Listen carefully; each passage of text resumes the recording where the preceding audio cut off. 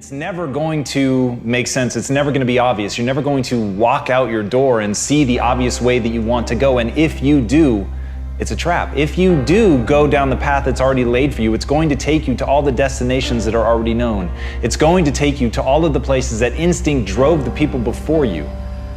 But if you want to go somewhere unique, if you want to go somewhere that only you would go, if you want to create something new and really live a life that was meant for you, because it's literally crafted by you, you have to take the first steps on faith.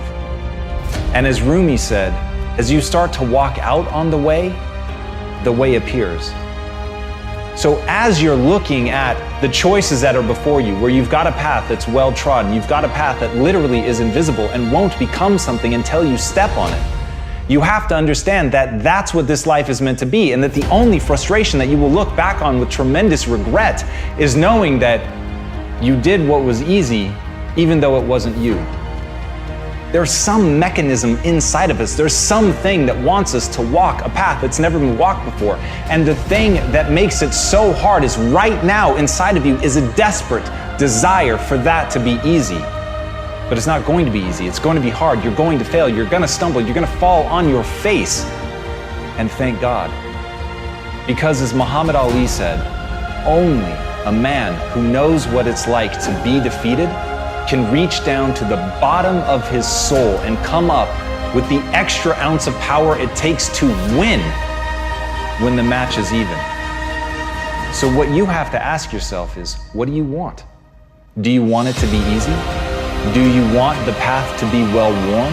Or do you want the path to be yours? Do you want to know that inside of you is something that you can reach into and grab and that will be there at the moment that you most need it? Do you want to know that you're that type of person? Because if you do, you have to be willing to walk the path that doesn't exist. You have to be willing to tread through the brambles. You have to be willing to fall, because it is in that process of failure and pain and agony and suffering that you will become. That's the process that will make you you.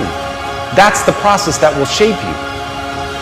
It's the suffering that gives you the reserves to draw on when you need them most.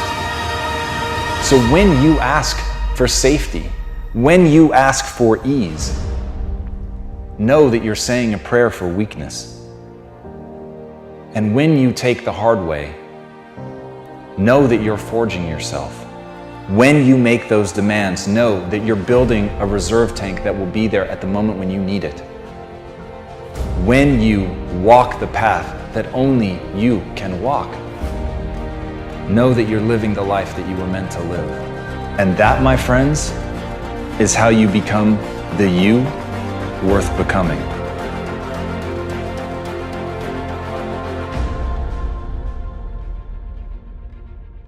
Let me just say this very clear so everybody gets it through their fucking dome. This is the greatest year to ever be alive in the history of mankind. If anybody has ever achieved something with two alcoholic parents, that's the blueprint that you can follow versus looking the other way. Life is binary. It's either offense or defense. You are either sitting in your seat right now on the offense or you're not. There is no half pregnant, there's no in between. You're either this or that.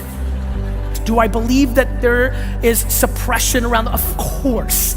But at a macro data, health, life expectancy, how much hate and negativity actually is in the complete world versus this is the best. We have it the best. And all I see is people sitting around and dwelling around dumb shit around what they don't have instead of focusing on what they do have. My friends, the internet is a miracle.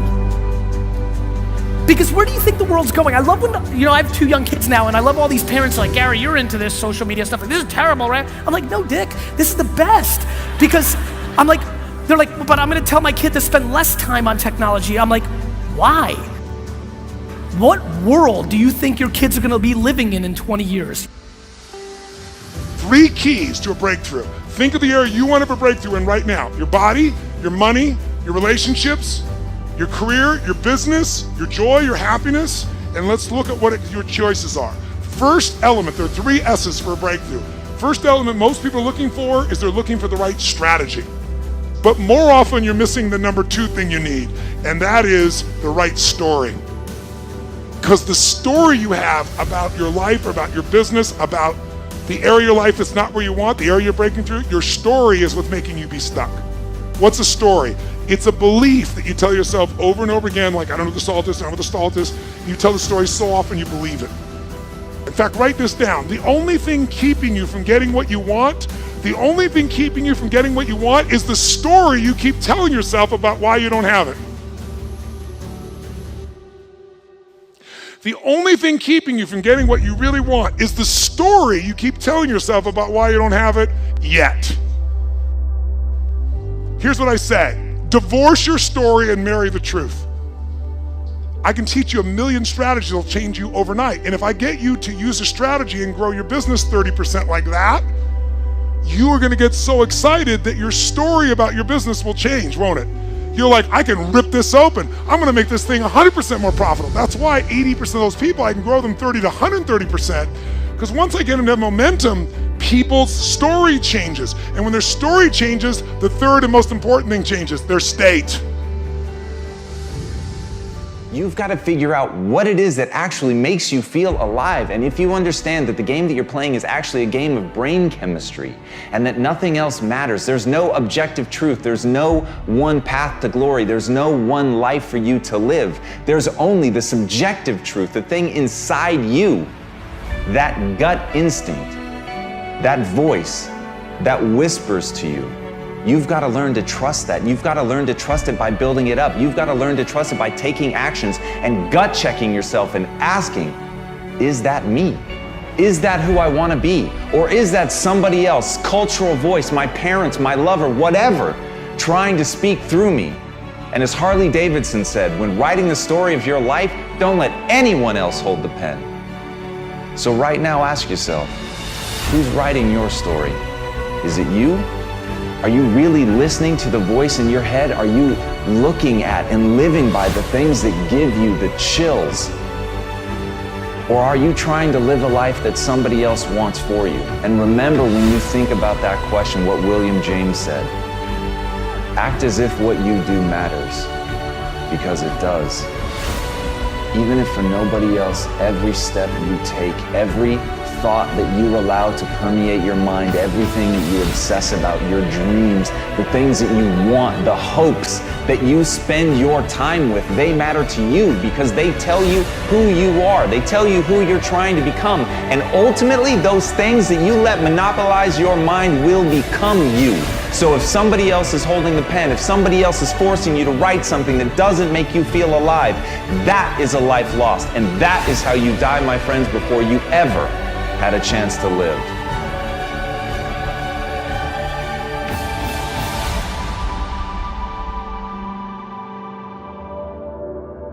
I want to ask y'all a question, and I need some answers. Most of us, most of you that's looking at this video don't even know it. You're not even conscious of it, but you're living your life. Every single day you are living your life as a reaction, a living, breathing, walking, moving reaction to other people's actions. Some of y'all are moving and operating within your ex and the insecurities that he put on you. Some of y'all are still doing things within the rules and the laws and the boundaries of somebody else's actions.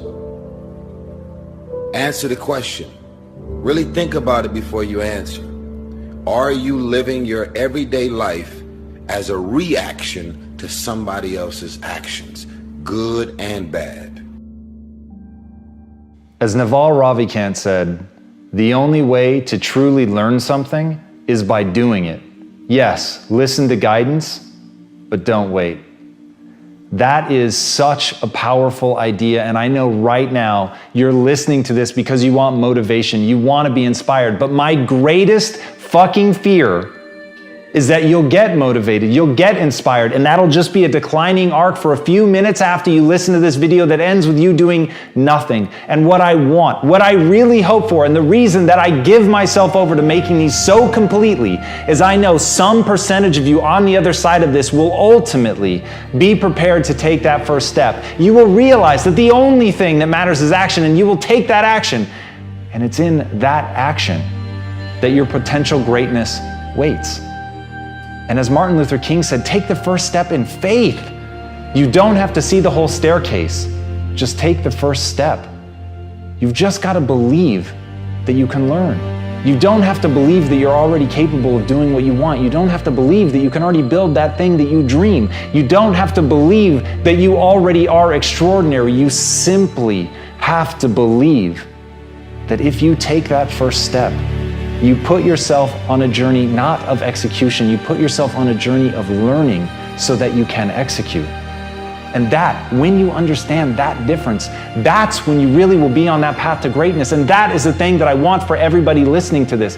Please understand, the only thing you need to know is that you have to take the first step. Whatever the vision is that you have for your life, you absolutely can make it come true. And the process is very simple. The process is about learning. The process is about growing and getting better. It's about recognizing what you're not good at. It's about recognizing what you have to learn. It's about taking that first step on faith.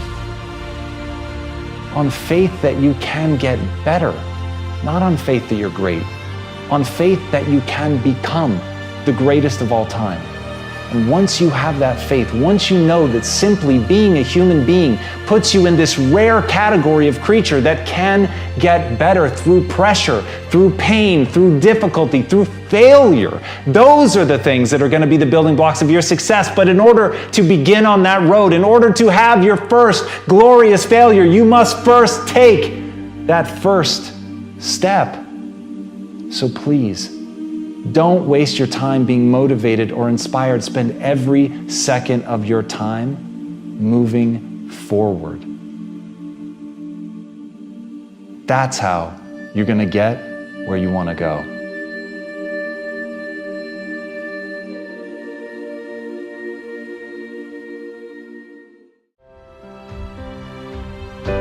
One of the most powerful thoughts that I know is, will this matter once I'm dead? Will this matter in 200 years, 300 years? How about 1,000 or 2,000 or 1,000,000 years?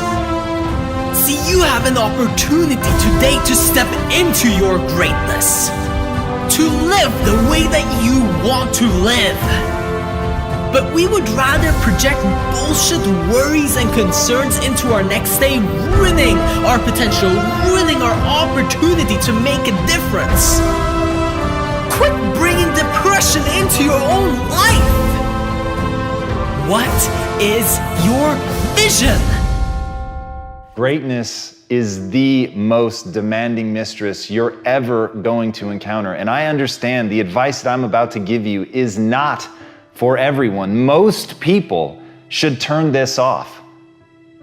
But if you're going to stick with me, if you're going to listen to what I have to say, it's because you want something tremendous in your life. You want to stand out from everyone else. You want to do something more than other people think is possible. You literally want to stand outside the norm. And if that's the case for you, then understand that, as Albert Einstein said, only one who devotes himself to a cause with his whole strength and soul can be a true master. For this reason, mastery demands all of a person. If you want to get great, if you really want to make a skill set your own, if you want to be able to do something, and at the end of the day, if you want to transform the world, if you want to make grand changes, if you want to do all of that shit, all the empty words that people spout all the time, let me tell you, the only thing that's going to separate you from all the other blowhards who are just talking words and will never do anything is to give yourself over completely, to let that obsession, let that thing that you love completely consume you. And in that, your only chance to really become great lies. As Franz Kafka said, don't bend, don't water down, don't try to make it logical. Rather, follow your most intense obsessions mercilessly. Can you do that? Can you become mercilessly obsessed? Can you let something occupy you to where all logic and reason is gone out the window and the only thing that matters is whether or not you accomplish? Will you hold yourself accountable to metrics? Will you look at the world and see, am I actually making change? Are you prepared to hold yourself to that standard? Because if you are, there is nothing you can't fucking do. If you're willing to take that responsibility on to transform yourself as a human being, if you give yourself over to getting great, if you give yourself over to that obsession, if you feed it like you would feed a beast, if you feed it like you would feed a fire that can wipe out an entire mountainside, then you've got a chance. But it's got to burn within you like that. You've got to feed it like that. You've got to feed it skills. You've got to get better every day. You've got to constantly wake up and understand exactly what it is that you're building towards that, and build towards it with a relentlessness that other people think is mania, that other people can see only madness in what you do. And if you can push yourself to that level, then the world will bend to your will. What I'd like for you to do right now, I want you to think about your dream. Think about your dream right now and envision it. I don't know what that dream is that you have. I don't care how far-fetched it might appear to be. I don't care how disappointing it might have been as you've been working toward that dream. But here's what I know, that dream that you're holding in your mind, that it's possible. See, sometimes we can't say, I can do that. But what we can say, that it's possible that I can have my dream as we run toward it, as we work on it day in and day out. And most people don't work on their dreams. Why? They stop growing, they stop working on themselves, they stop stretching, they stop pushing themselves. These are not risk takers. Most people have done all that they're ever going to do. They raise a family, they earn a living, and then they die. But people who are running toward their dreams, life has a special kind of meaning. That in the process of working on your dreams, you are going to incur a lot of disappointment, a lot of failure, a lot of pain, a lot of setbacks, a lot of defeats. But in the process of doing that, you will discover some things about yourself that you don't know right now. What you'll realize is that you're more powerful than you could ever begin to imagine. Align yourself with people that can encourage you, people that can empower you, people that you can learn from, people that you can grow from. Look at your life, look at where you want to go. Don't worry about your circumstances. Don't worry about your age. See, it's time now. If you want to make this your decade, you've got to start saying yes to your life. You've got to start saying yes to your dreams, yes to your unfolding future, yes to your potential. Why not? The future is unfolding for you right now. The future is unlimited for you right now. No one knows where you can go. No one knows what you're capable of or what's possible for you. We have the power to change our personal history, changing the direction of our lives, changing our thoughts, changing where we want to go, exploring new horizons. So as you begin to look at this decade and affirming that this is your decade, as you set goals that will make you stretch, that will bring out the best in you, as you begin to remove the negative, toxic people from your life, as you decide to take some chances in life. And that's one of the things that's very important. Viscott said, if you're not willing to risk, you cannot grow. And if you cannot grow, you cannot become your best. And if you cannot become your best, you cannot be happy. And if you can't be happy, then what else is there? People should make New Year's resolutions if they're actually watching this video on January 1st. If they're watching it on December 23rd, they should make December 23rd resolutions. Waiting miraculously to when the calendar flips to start making your life better, is silly at best and pisses me off at worst. And so whenever you're watching this, because it lives on the internet, and thus that means you could watch this on June 17th, 2017, make a resolution every day of your life because you only get one at bat. The reason people struggle with having a New Year's resolution and sticking to it is because it was a tactic to do a New Year's resolution. Hence why my first answer was right, which is when you actually decide to make a change in your life, whether about weight or job or going out with somebody or relationships, that's when you actually pull it off. It's religion, not tactics. It all comes down to the inner game, my friends. Changing your life is a change in the inner game. The outside world you can't control, but you have absolute control over this one if you learn the dynamics of what shapes you. Raise your standard. Take those 3 magic words and live them.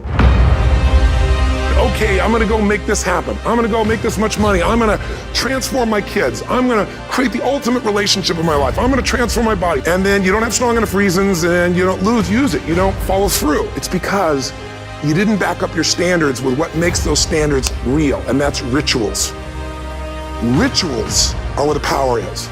Rituals define us. See, all the results in your life are coming from your rituals. They start with a standard and then have rituals that follow it up. So the secret to real happiness is progress. Progress equals happiness, and if we can make progress on a regular basis, we feel alive, and that's why at the beginning of the year we get this thing like, okay, I can have this fresh start, I could really do what my soul desires, I could expand, I could grow, I could improve, I could change. Or maybe better than change, I could progress. Think about that. Progress is an aliveness to it, doesn't it? You don't have to work at changing. People say all the time now, well, I'm working on changing. Don't worry about it. You don't have to work on changing. Change is automatic. But progress is not. There is a system, there is an orbit that you've been functioning in, and that most of the people around you contribute to. There's a social construct that contributes to you coming back down again. That defines you. And people are comfortable with you. They don't mind you leaping up every now and then, as long as you come back down with us. In fact, people only hate on you when you try to get away. As long as you come back down and fit back in the system, people don't have no trouble with you. But the moment you pack up your bags and say, see you, wouldn't want to be here, I'm out of here, people have a problem with that because you're leaving the orbit. And you're going to have to break the gravitational pull, and then you're going to fly. You're going to spread your wings and you're going to sail into your destiny. There's a reason you survived. There's a reason you endured. There's a reason that you cried but didn't faint. That you crawled but you didn't collapse. That you fell down but you weren't shattered. You're a new person, but before you walk out of that door, you got to have a new mind. You cannot believe the old labels. I want you to stop speaking negativity over yourself. You are an answer. Walk like it, talk like it, plan like it. The world will change their opinion about you the day after you do. A vision is about what you're here to create. A vision that really works is one that excites you. If you say, well, my resolution, my goal, my outcome for this month, this week, this year is to lose X number of pounds, that's okay, but it's not very compelling. It has to be a compelling vision. It's got to have something that has the power to pull you, not something you have to push yourself to do. Those are two different kinds of motivation. Push requires willpower, and willpower never lasts. What will last is pull. Having something so exciting, so attractive, something you desire so much that you have a hard time going to sleep at night and you get so up early in the morning to rock it and take it to the next level. So it's got to be a vision that's compelling. Something that you know it's going to be a gift to make sure that it happens. And also, along with that compelling vision, you got to have strong enough reasons that you're going to follow through when the going gets tough. Reasons come first, answers come second. If you get a compelling vision and you got strong enough reasons that will push you through the tough times, you're gonna do things other people don't do. Instead of collapsing, even if you get off target, you won't go, oh, I blew it. You'll get right back on target, make the change, make things happen. And I know you've done this in many areas of your life. Just think about it again. I'm not teaching you something really new here today. I just want to remind you of what your soul knows. You gotta change, you gotta improve, and you gotta go through a simple process fundamentally to make that progress. First step, vision that's compelling. Second step, make sure that there's strong enough reasons to follow through. Third step, you gotta review it and feel it every day. You know, what do people do with a New Year's resolution? They come up with something they kind of want. It's not a compelling vision. They don't really have strong enough reasons, and they never review it again until to notice that they broke what they said they really want to have make happen, because they didn't really resolve. If you resolve, you got the vision, it's compelling, you review it daily, and you feel it, you envision it, and you experience it. Simple as it sounds.